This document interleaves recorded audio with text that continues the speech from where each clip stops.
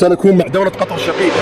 দুই নৌকায় পা রাখার ইতিহাস আবারও নতুন করে রচনা করলো পাকিস্তান।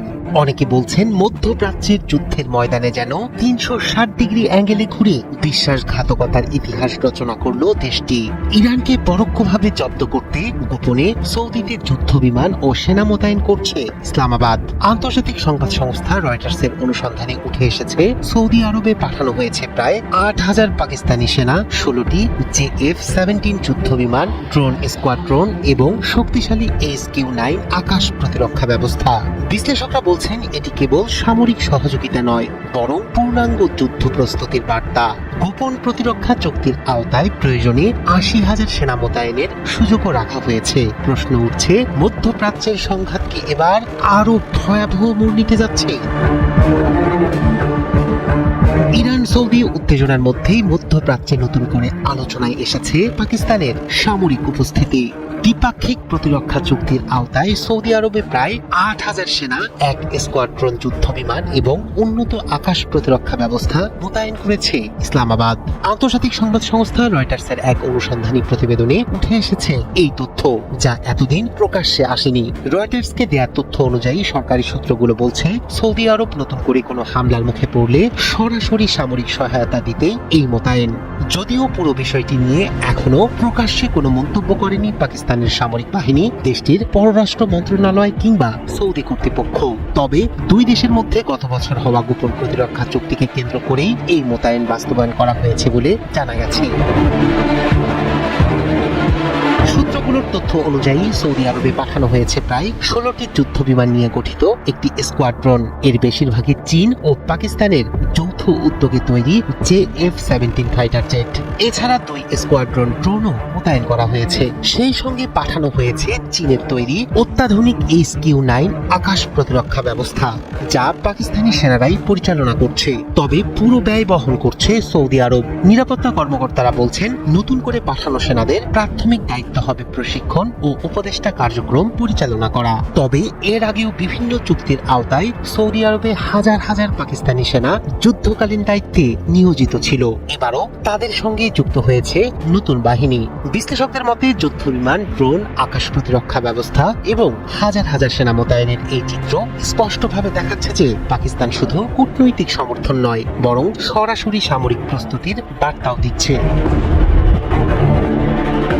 অন্যদিকে সাম্প্রতিক সময়ে ইরান ও সৌদি আরবের মধ্যে উত্তেজনা বাড়ার পর মধ্যস্থতাকারীর ভূমিকাও দেখা গেছে পাকিস্তানকে। মাত্র ১ ঘন্টার ব্যবধানে ইরানে নতুন করে হামলা চালানোর সিদ্ধান্ত পরিবর্তন করেন মার্কিন প্রেসিডেন্ট ডোনাল্ড ট্রাম্প। স্থানীয় সময় মঙ্গলবার সাংবাদিকদের সঙ্গে আলাপকালে ট্রাম্প দাবি করেন, ইরান এখন চুক্তির জন্য অনুরোধ করছে এবং প্রয়োজন হলে কয়েকদিনের মধ্যেই নতুন হামলা শুরু হতে পারে। ট্রাম্প আরও জানান, ইরানে নতুন করে হামলা চালানোর সব প্রস্তুতি শেষ করেছিল মার্কিন সামরিক বাহিনী।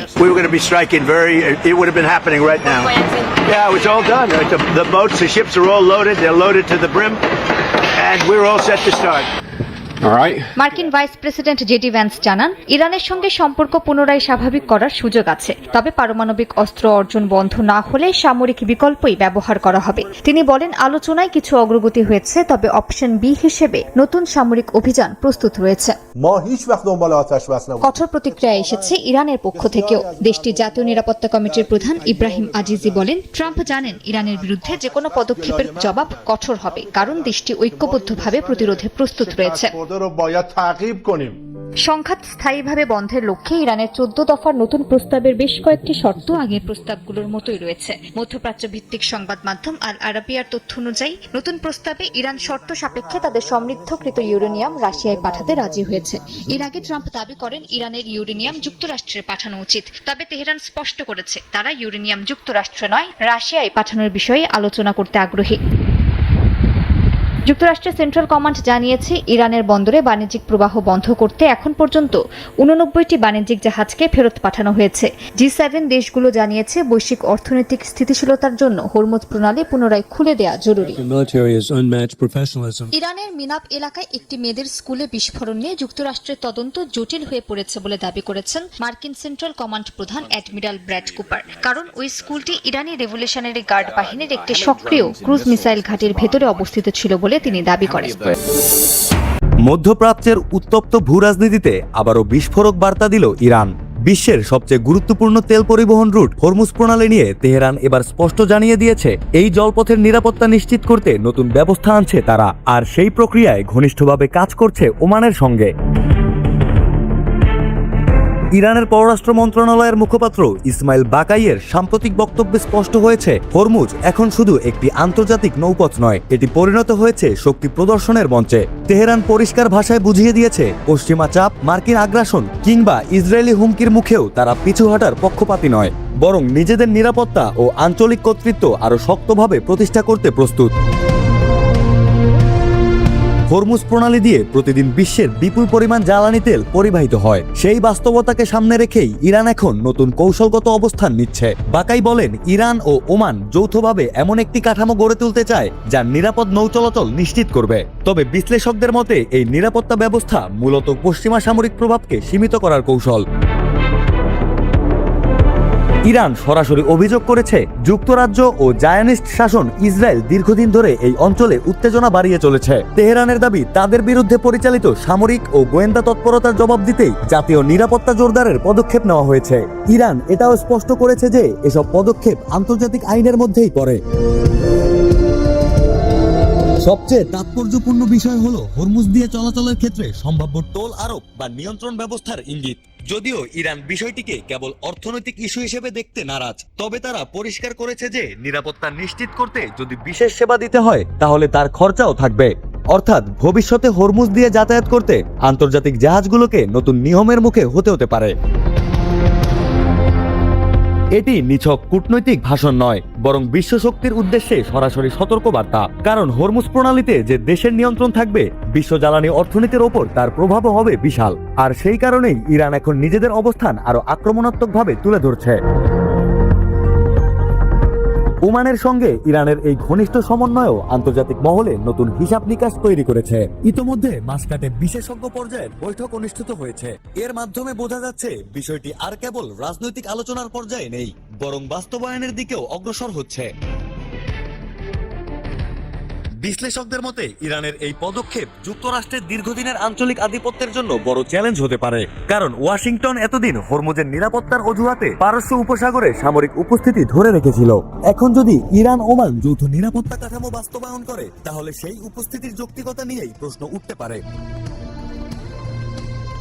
চীনকেও এই ইস্যুতে পাশে পাওয়ার ইঙ্গিত দিয়েছে তেহরান। ইরান বলছে বেইজিং এর সঙ্গে তাদের কোনো মত পার্থক্য নেই এবং উভয় দেশেই নিরাপদ নৌ চলাচলের পক্ষে।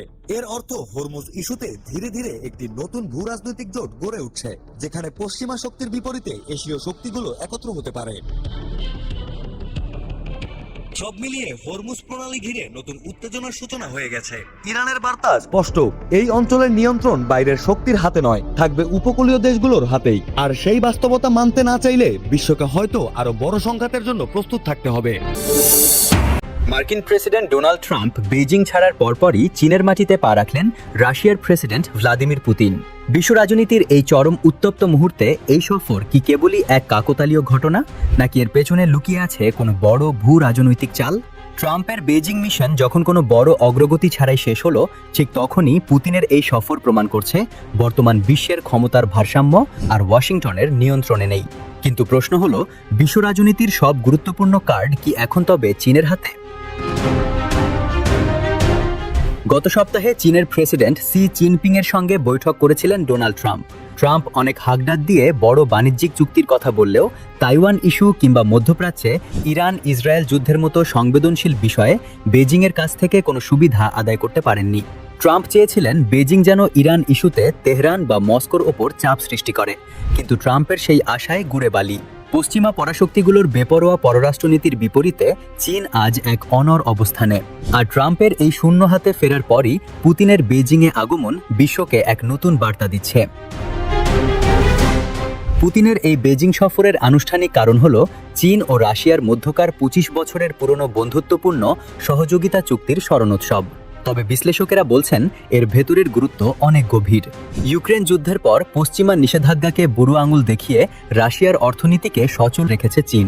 পুতিন বেজিংয়ে এসেছেন এই পূর্ণ আত্মবিশ্বাস নিয়ে যে রাশিয়াকে পাশ কাটানোর বা পশ্চিমাদের ব্ল্যাকমেইলের কাছে মাথা নত করার কোনো পরিকল্পনা চীনের নেই।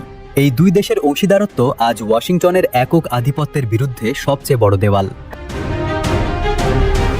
আন্তর্জাতিক বিশ্লেষকদের মতে বেইজিংয়ের কাছে পরপর এই সফরগুলো হলো তাদের ক্রমবর্ধমান কূটনৈতিক ক্ষমতার এক বিশাল প্রদর্শনী। একদিকে বিশ্বের সবচেয়ে বড় অর্থনৈতিক ও সামরিক শক্তি আমেরিকা, অন্যদিকে পারমাণবিক পরাশক্তি রাশিয়া। উভয় দেশই এখন বেইজিংয়ের মুখোমুখি বসছে নিজেদের স্বার্থে।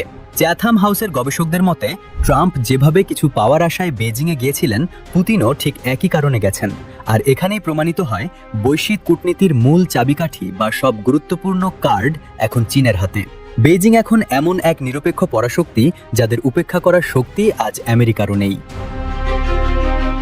এই মহাগুরুত্বপূর্ণ বৈঠকের ওপর বড় ছায়া ফেলছে ইরানের বিরুদ্ধে যুক্তরাষ্ট্র ও ইসরায়েলের চলমান আগ্রাসন। এই সংঘাতের ফলে কৌশলগত হরমুজ প্রণালী প্রায় বন্ধ। বৈশ্বিক জ্বালানি বাজারে যে বিশৃঙ্খলা তৈরি হয়েছে তাতে মধ্যপ্রাচ্যের তেল সরবরাহ ব্যাহত হওয়ায় রাশিয়া স্বল্পমেয়াদে লাভবান হচ্ছে, কিন্তু দীর্ঘমেয়াদে স্থিতিশীলতা দুই দেশের জন্যই জরুরি। মস্কো ও বেইজিং উভয় পক্ষই গোপনে তেহরানের সঙ্গে গোয়েন্দা তথ্য এবং উচ্চ প্রযুক্তি বিনিময় করছে। ট্রাম্প বেইজিংয়ের কাছ থেকে ইরানকে একঘরে করার যে প্রতিশ্রুতি চেয়েছিলেন, চীন তা সরাসরি প্রত্যাখ্যান করেছে। বেইজিং যে তেহরান কিংবা মস্কো কাউকেই ছেড়ে যাচ্ছে না। ট্রাম্পের প্রস্থানের পর পুতিনের এই রাজকীয় বরণই তার সবচেয়ে বড় প্রমাণ। চীন ও রাশিয়া স্পষ্ট জানিয়ে দিয়েছে তারা ওয়াশিংটনের চাপিয়ে দেওয়া একমেরু বিশ্ব আর মেনে নেবে না। আন্তর্জাতিক সম্পর্কে কোনো একক মোড়ল থাকবে না, বরং তৈরি হবে একটি বহুমেরুর বিশ্ব ব্যবস্থা। ইউক্রেন যুদ্ধ নিয়েও চীন স্পষ্ট করেছে তারা রাশিয়ার কোনো অপমানজনক পরাজয় দেখতে চায় না।